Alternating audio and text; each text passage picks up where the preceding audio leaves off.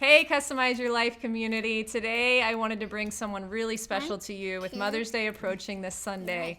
Here we are in my home with Emerson. And we're going to bring to you Vincent's mom, who's become a really special person in my life. Something that has taken me quite a bit of a journey to say, not because of her, but because of me and my own insecurities, which we'll talk about. We're going to talk about how we've made our blended family work.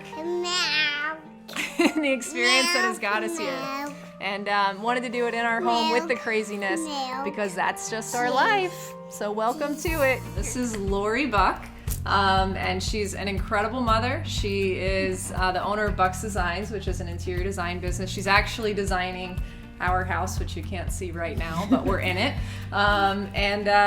We just want to come have a little bit of a fireside chat with you guys today to talk about co-parenting, blended family, Vincent having two moms, whatever you want to call it, and how we started and how we're making it work. Because I know a lot of you are experiencing this in your own life, and maybe you're in the beginning stages of it, you've been doing it for a while and you still have questions, but we wanted to just share with you our experience, hope that it breathes a little bit of life into you and helps you on your journey. So we'll just go ahead and get started. Beautiful. Right. And if you hear toddler noises, that would be my beautiful toddler Emmy. If you hear teenage noises, that would be our beautiful son Vincent. So we just, we said, you know what, we were gonna do it in a studio, and we said let's just do this in the house because this is where we do our life. It's. So we're going to welcome those noises, and we hope you do too. So I'm going to actually let Lori start it off. I want you to really just be open and honest with our community about how this all starts, because it doesn't just start with, okay, now we're going to co-parent. Exactly, what's the thing that leads to that? Some families start where they're not even divorced, or they're not even married. They just have a baby, and now it's, we've got to figure this out.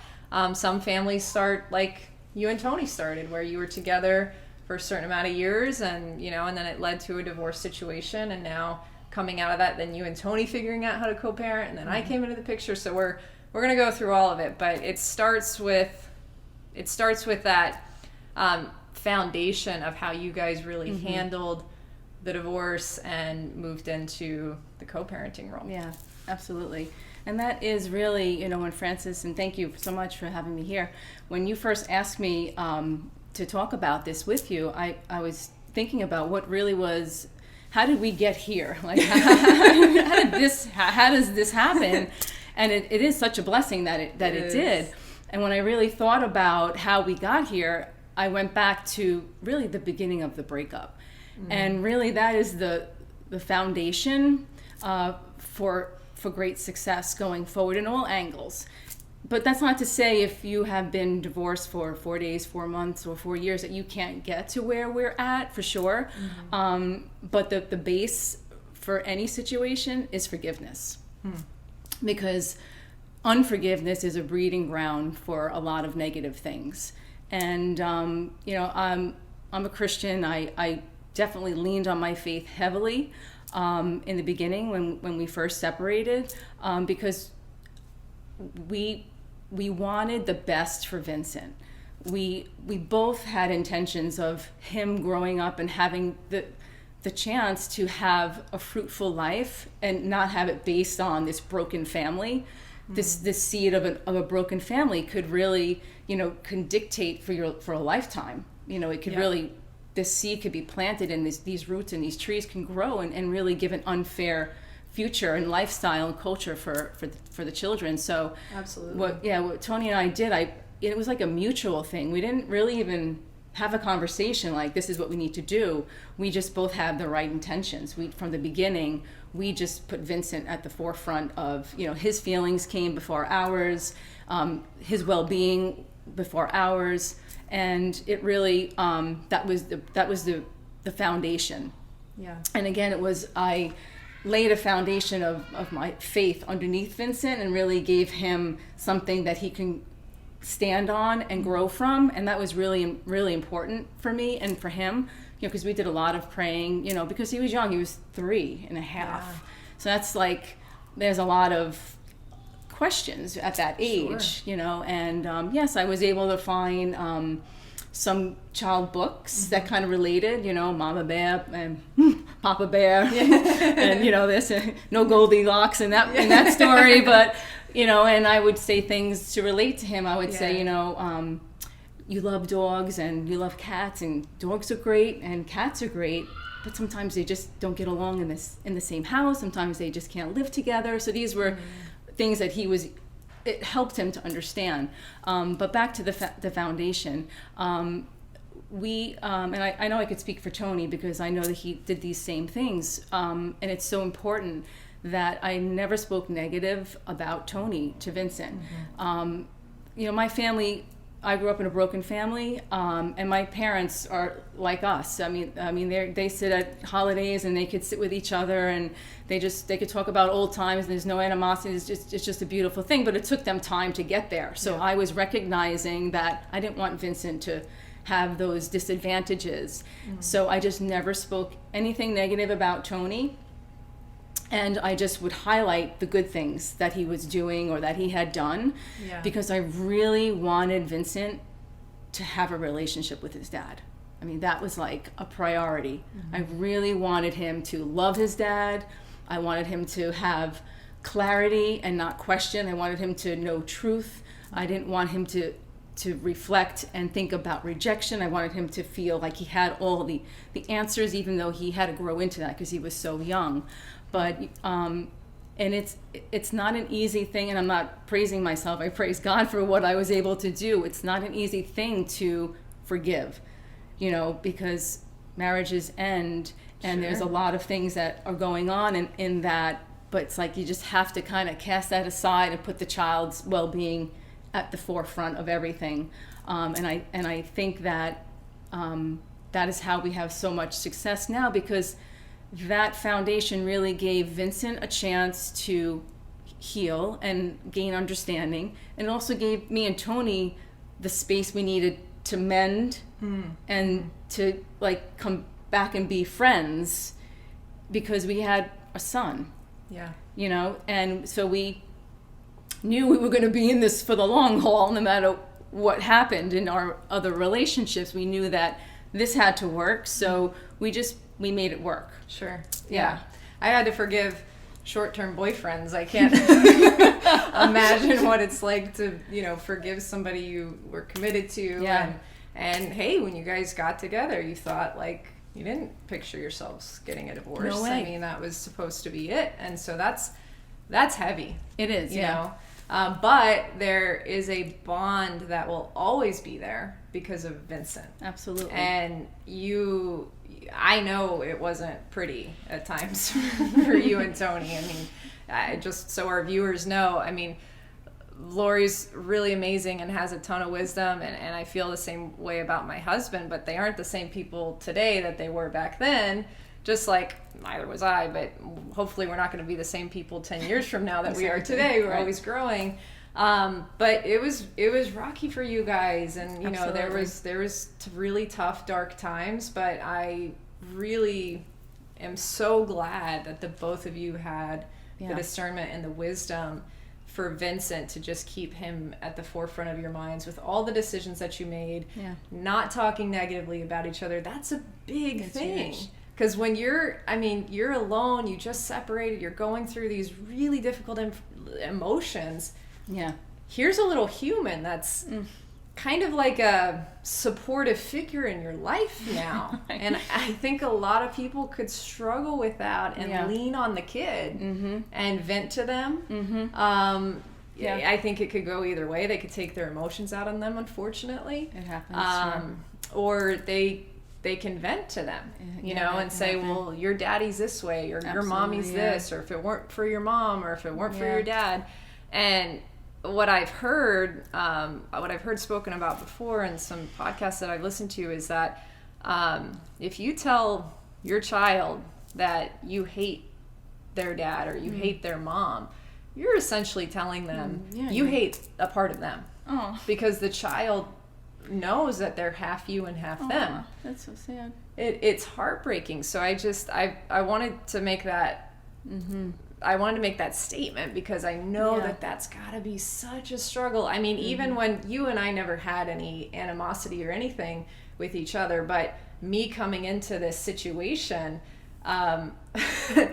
just, oh, well, here I am in my early 20s and, I'm dating and okay, now I'm going to get married, and just accepting the package of, oh, and I'm going to have a son and the son has a mom.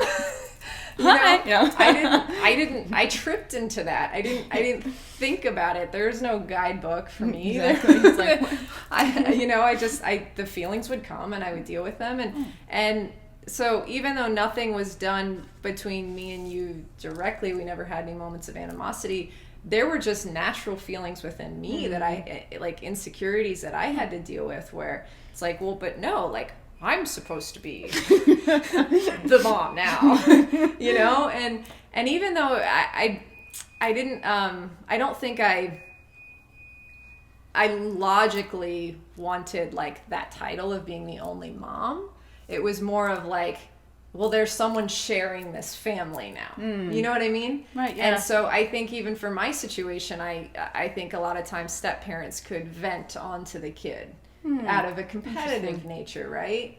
These are just some of the things. Yeah, no, that's interesting. I never thought of that. Sure. Yeah, well, on my Instagram, I just put like on my Instagram story the other day, hey, Vincent's mom, Lori, and I are gonna do a little fireside chat together. Do you guys have anything you want us to talk about? And I don't even know how many messages. Really? I screenshot them all, and I have probably 15 to 20 pages of responses. Oh my goodness. And there's like probably 12 responses on each page. Wow. And a lot of it was this stuff, just people dealing with their feelings, getting over the awkwardness. Yeah. Breaking down the definition of family. Right? Yeah, and, sure. For me, that was, again, it was like, okay, well, no, this is the way it's supposed to be. You do not engage with the ex. Right? When you get into a relationship, the ex is gone. Goodbye. Right? And now it was like, whoa, this is new. Yeah. Right.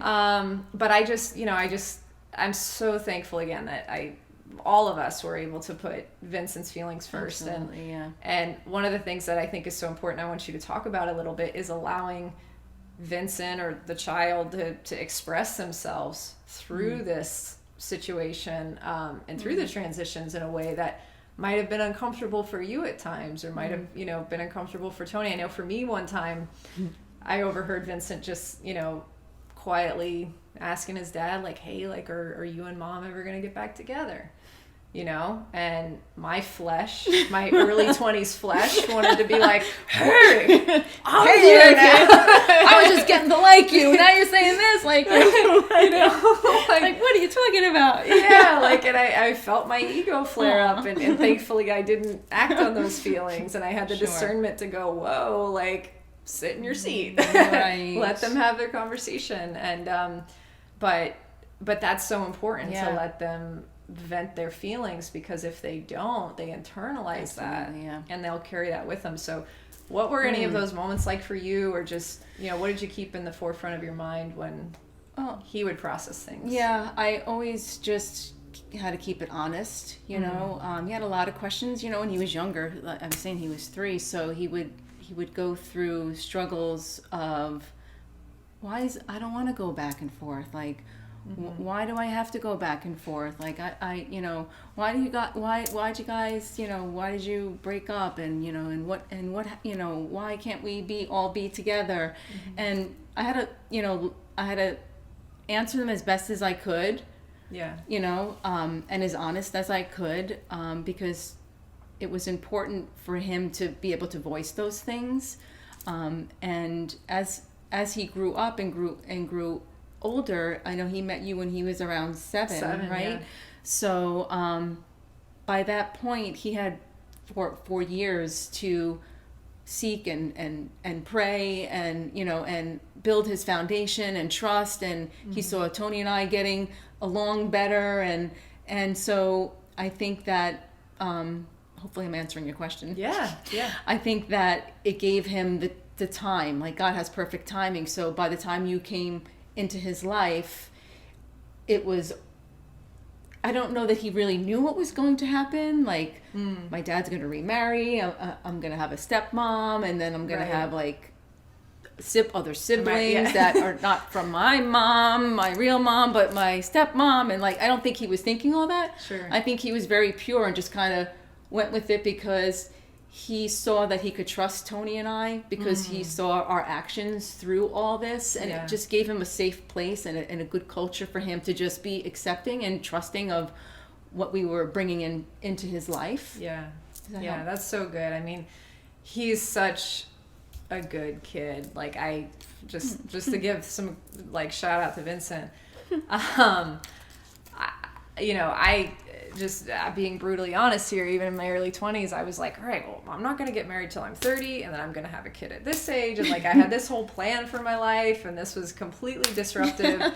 And I wasn't good with kids either. Like, I babysat a child one time, and I called my mom in the middle of it, and I was like, Mom, I don't know what to do. And afterwards, she's like, you're not cut out for this right now. I mean, that was in high school, but that was a big enough experience for me to I'm just not good with kids, you know? But fortunately, and it's a testament to you and Tony and also the surrounding family members. I mean, he has great grandparents on both sides and stuff. Yeah.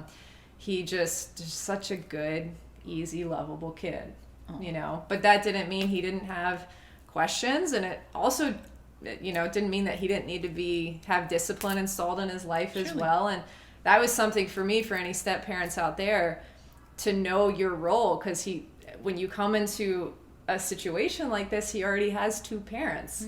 So what does the step parent do? Like, do I interject? Do I stand back? And that can be difficult for any step parent to process. And I know there's a lot of questions out there on that. And so just telling you guys what I did and what worked for us is, you know, Lori and Tony already had a flow.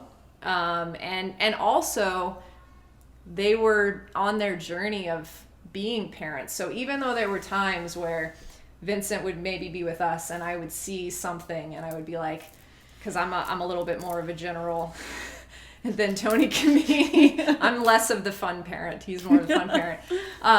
But my mind will go, well, no, that's not right. Like, he needs to be told this, or he needs to clean his room, or he needs responsibilities. And there were times when Tony maybe was a little bit looser with that. It's not like he was all over the place, but it just wasn't what I would do. But just so you guys know, as a step parent, he's got two parents, and they're both on their journey, and they're both doing a pretty darn good job. So I stepped back and I said, you know, I need to let Tony grow in his ability. He's learning how to be a dad, you know, and he's a good dad. And just because, here's another thing, just because you and your partner may not have worked as husband and wife doesn't mean you can't work well as mom and dad. I think that's a huge realization for people. It's like, you know, maybe there's certain cases out there where the divorce was really bad, you know, worse than your situation. Maybe there was infidelity or something going on. But people change and they go through transformation processes. And what I've heard on different podcasts is that people kind of have to remove what happened between them and say, just because he wasn't a good husband, or just because she wasn't a good wife, or just because we weren't good together, doesn't mean he's not a good dad. Exactly. Doesn't mean he's not a good mother, and doesn't mean we can't be good parents. Right? Absolutely. So I'm jumping a little bit all over the place with that. But yeah, so as a step parent, that's just, from a disciplinary standpoint, I as long as you have two parents that are doing the best they can, and you guys were doing a great job. But I know in our viewers, you might see gaps in parenting or whatever, because you're emotionally unremoved. That was the thing with Tony. When I first met Vincent, you know, I wasn't as emotionally invested when I first met him. Now I'm 100% emotionally invested. But in the beginning, I could see a 7-year-old that maybe needed to clean his room. Dad's not making him clean his room. Like, what is going on, you know? but there's more of an emotional bond there, and there was more going on, and I just needed to allow the space for that. Right? That process to happen. Nobody was getting hurt. Nobody's lives were in danger. Everything was fine. So, you know, and that kind of leads us into, like, what are the rules, right? What are the boundaries for people? How do you figure that out? I want you to speak on that. I think I think my take on it is people just got to figure out what works for them. Yeah, I mean, I think, how do you really answer that? I think, again, this dynamic is stemming from the breakup. I feel, I really just keep going back to that, because it's when you get to where we are now, or even where we were when you guys first met or first got married, there was something that evolved in Vincent, in myself, in Tony, now the advent of Francis. And it's like this whole thing started working because of the foundation we had put in place. It is a source in the foundation. And I mean, I was going to ask you a question. I don't know if it'll take you off your point, but it's this. It's fine, because I lost the point. We'll find it. We're going to grab it. It's out there somewhere. It wasn't the right time. So if you catch it, let us know. But were you always a Christian? Your foundation, when I met you, you were in a really good place. Was that a journey? Was that always Lori? Was that something you had to press in? And how has that helped your peace? How has your spirituality helped your peace and your wisdom? And how did that come about? Oh my goodness. Okay. Because I know you just said you grew up in a broken home. Yeah. And even though your parents are in a really good place now, they really are. Yeah. You can't help but see stuff when you're a kid, and that stuff affects everybody. Absolutely. And so talk to us about your journey, because I know a lot of people are searching for that peace. Yeah. Oh my goodness. Yes. Wow. My journey began when I was like 29, so it was right, as Tony and I met. Mm-hmm. I started to, deepen my faith dramatically. It completely changed my outlook of things, and it just put me in a focus where I was a follower of Christ. So everything I did, I wanted to first mimic what I know he would do, what he would want me to do, and that would set the example for my son. And I knew if I did those things, it was going to be the right thing. Yeah. Because for me, following Christ is the greatest thing you can do. Mm-hmm. So when this was all going through and the divorce happened, I just dug even deeper, because you really needed to, because you could start pulling in things that you were healed with. You could start pulling in, rejection. When I was younger, I was rejected. All of a sudden, it's like, now I'm married and I'm rejected. No. Mm-hmm. So it's like my faith grounded me and said, Lori, look at yourself through God's eyes. Yep. Know how he made you. He put eternity. Whoa, what just happened? we have a little setup here, but our camera died. So that's what happens sometimes in life. That's what happens in parenting, and you just roll with it. So here we are on our iPhone. And if you're listening to this, you're just wondering what the heck we're talking about. But if you're watching this, you're going to see exactly what we're talking about. And this just kind of like life. Sometimes you have to roll with it. So Lori was talking to us, though, about her journey and how she really got to a place of peace where you could overcome the negative childhood script of rejection that you felt was a theme from childhood to then, as an adult going through a divorce. And the idea of forgiveness, which is really huge. And I know it's huge. For a lot of people, they feel like, well, yeah, I forgave this person, and I understand. Yeah, okay, rejection was a thing. I'm done with that. How did you really dig in to excavate these things? Because if you don't do this stuff, you guys, it does manifest in your kids.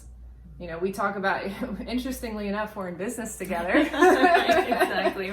Never thought we would say that. Never, ever, a million years. Oh my goodness. Never thought you would be the interior designer of our home. I mean, it's it's just funny, but it's wonderful. It's a blessing. It's wonderful. It really is. But we talk a lot in our business together because we work a lot with people and helping them unroot sort of these same issues. And we talk a lot about how these wounds, if you don't heal them, they never go away. Just like if you were to have a severe wound in your arm and you never go to a specialist and get it fixed and really deal with that, well, that's going to affect you for the rest of your life. It's going to affect your mobility and what you're able to do and how you're able to play with your kids and all of that. The same goes for emotional wounds. We just don't look at it the same way, and we don't deal with them the same way because they're not as visible, and we think we can brush them under the rug. But I really want you to spill your guts on this. Yeah, I know. Because I know our viewers are like, oh, tell us more, Lori, tell us more. How did you get through that? Yeah, exactly. And it's important. After we cut, I shared a story with Frances, and she's like, oh, perfect. I'm like, oh, all right, reveal. Okay, so what I was saying to Frances was, there was a time for a while where I was like, oh, I forgive Tony. I'm good, and I forgive him.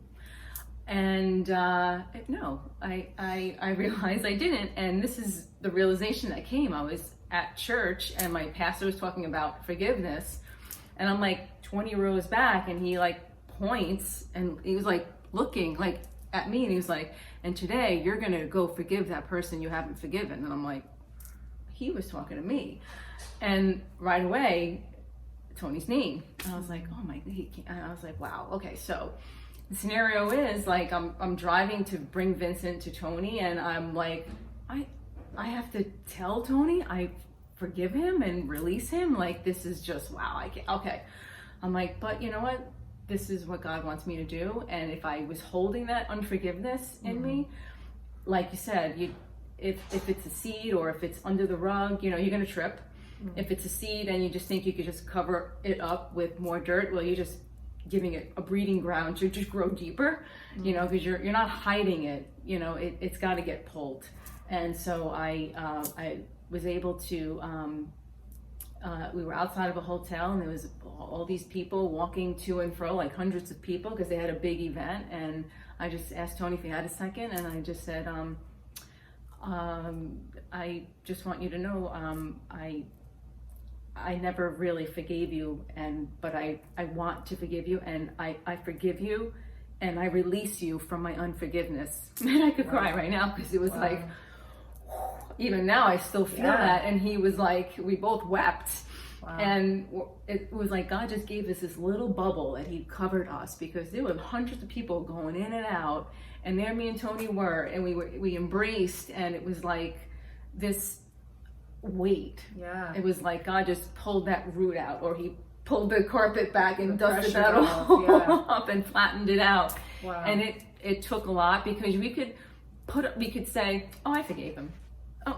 Oh, that doesn't bother me. I'm fine. I'll move on. And it sounds good, and you can convince yourself, but it's not good for you.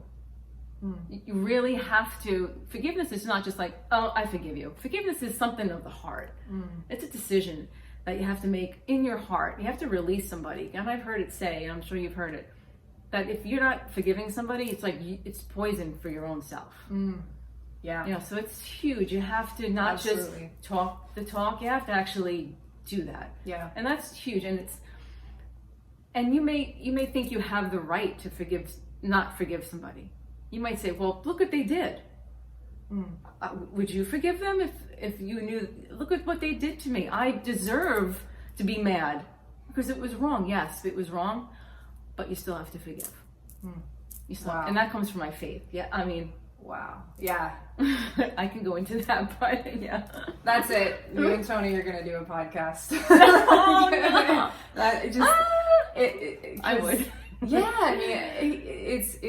I mean, we see this so much with people in our organization. By the way, I just have to say, as a blanket statement, you know, Lori and I both are people of faith, but there are a variety of ways in which you can unroot these things, and it's up to you though to have that discernment to explore that possibility in your life. And I found that through counseling. I don't know if you did any counseling or it was all with the church. We tried to get the tools and stuff to kind of uproot this stuff. We tried, but that didn't work so well. Case in point, you know. But it's really about finding a source that has more wisdom than you, because none of us are good enough to do this stuff on our own. Definitely not. So thanks for sharing that. And I, you know, as we look into our organization, and so many people are dealing with these things, and a lot of the questions that came through, I asked some of the people that sent me the questions more about them in the context from where their questions were coming from. And it seemed that there were a good percentage of people that all of the parties were healthy. right? Like you could have a divorce situation where one parent is, dealing with substance abuse or things that are really dangerous, and you have to take precautionary steps. And I still think you need to really be mindful of your own language without demonizing that person, but you might have to explain to the kid that there are better reasons why they can't be around their parent. But in most cases, I am finding that it's all parties are healthy.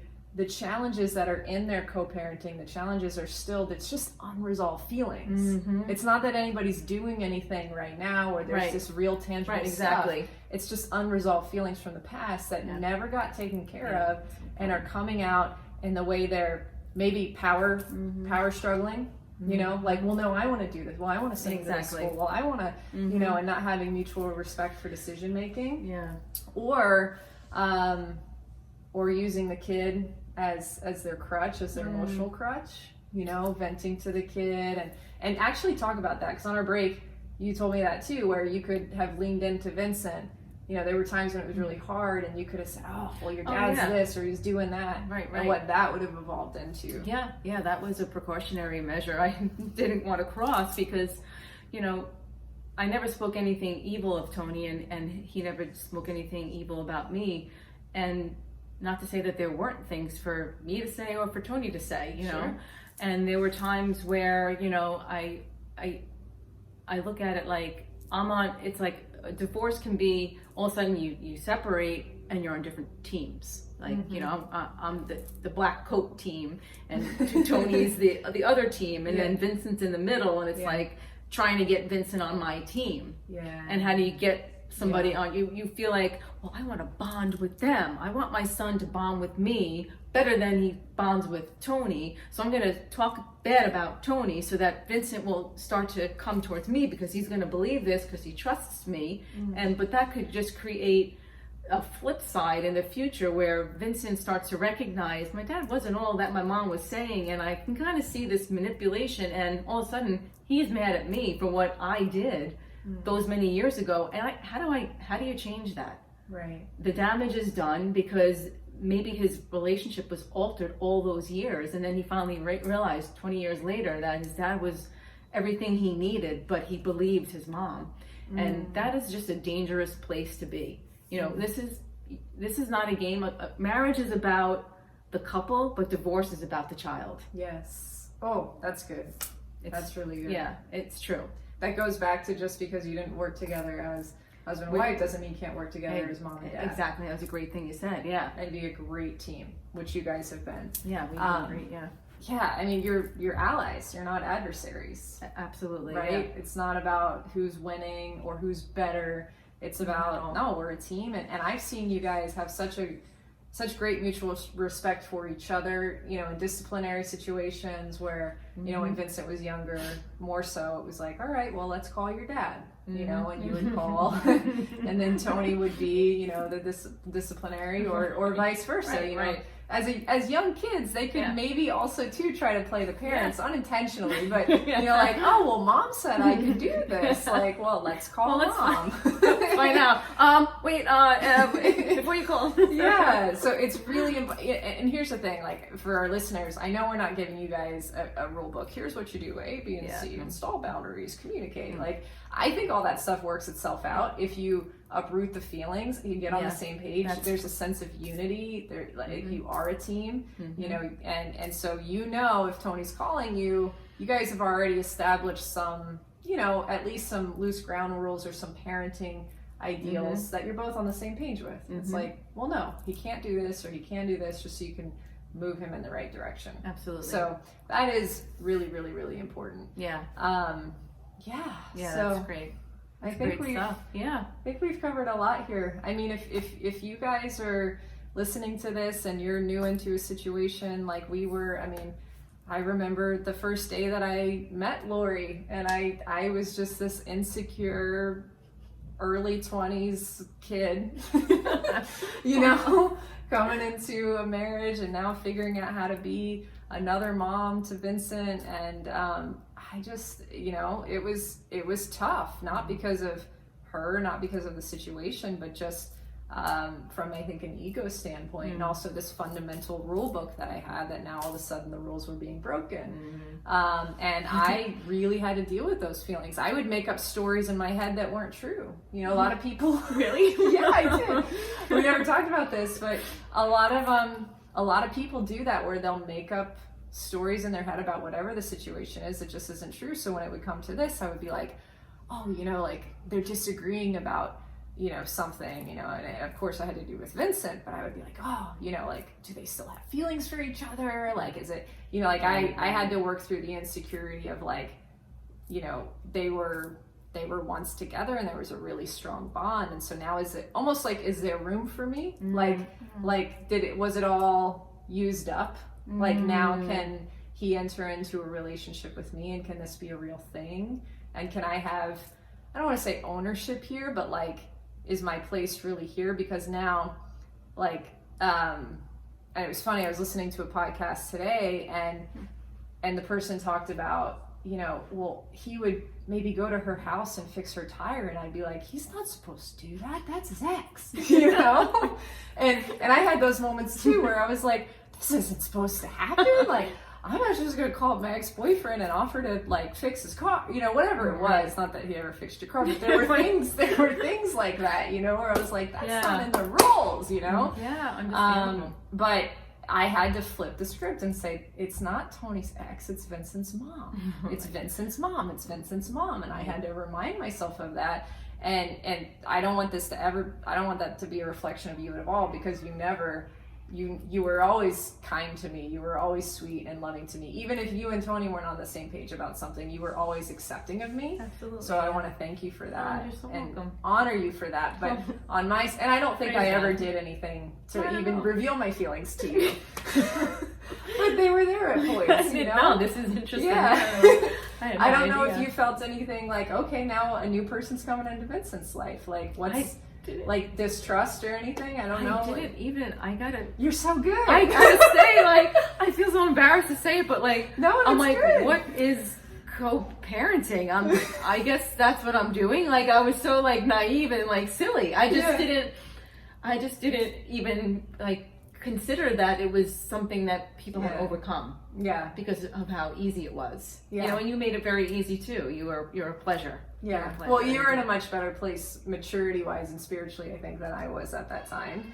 And so that made you more open and accepting to the whole thing. And so for anybody listening, like those things, you'll work through it. You can overcome it. You have to look at, it's not your husband or your wife's ex. It's the mom or the dad of the child. And you can I think you could miss out on a lot sometimes if you don't pursue that relationship. I mean, we've developed a good friendship now.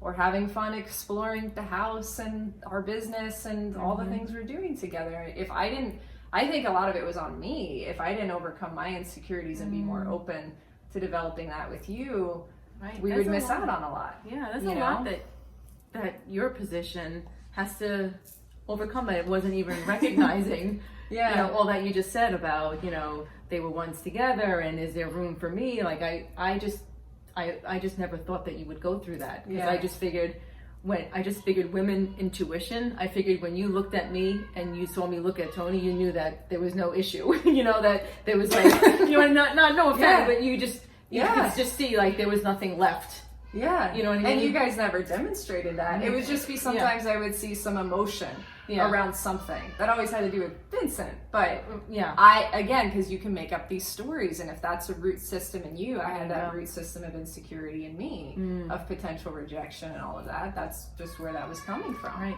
You know, so you have to be really careful of, is what I'm experiencing this moment reality, or is it my perception of something? Exactly. You know, and fortunately I had good counselors and mentors that could walk me through some emotions with that. And the bottom line is, it was always about Vincent. Like, even when you guys hear Emerson singing in the background, figure it down. Not everybody gets their own backup singer. We're pretty special here. But even with you coming into business, it was kind of like, oh, but wait a minute, like, I've broken so many rules. Like, do I have to break this rule too? Like my rule book is just crumbling, you know? There you go. All right, forgot. I'll write another one. Yeah, and again, it was just insecurity. Wow, thing. I didn't know. Okay. And so awesome. Vincent was so amazing because Vincent's the one that kind of like presented it to us. Well, you mentioned it to us, but Vincent was really kind of the one promoting this idea and really like you guys should go into business together. You should do, you know, Mom would be so great at this, and you guys, you know, would really work together. And I remember just sitting there like, what? It's like, wait a minute. Co-parenting, fine, but let me process this. Being in business together, that's it. Yeah. Draw the line. Yeah, and I was so impressed with you, how open you were to us, because you have to learn a lot of things about the business from us. So that puts you in a position of like, now I have to learn from them, you know? Right, and that's, that's podcast next week. No, just kidding. Exactly. Oh my goodness, there's so much to talk about, but I think we can wrap it up here. I hope that I hope we gave our viewers, I hope we gave you something to take away from this and say, if nothing else, if we didn't teach you anything, you could just see an example of two women who started where we started and where we are now. And we've got a beautiful 17-year-old son, which is 17-year-old man's son. Yeah, it's crazy. And we've had just so many great moments with him of celebration, tough conversations. You know, I love the fact that we've been able to sit around a kitchen table together and talk through disciplinary things together, you know, and not be competitive, be on the same page. I mean, just so thankful for all of that. And the root system is really the root of all that, and the foundation, which Lori has so eloquently described, is just getting really at peace with yourself and connecting with your creator, your spirituality, and removing the layers of the ego. Yeah. For this one, especially.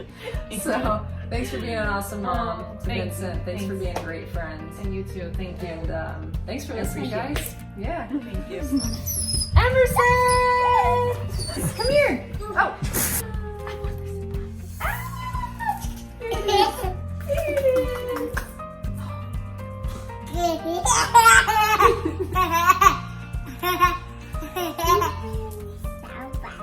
So fun.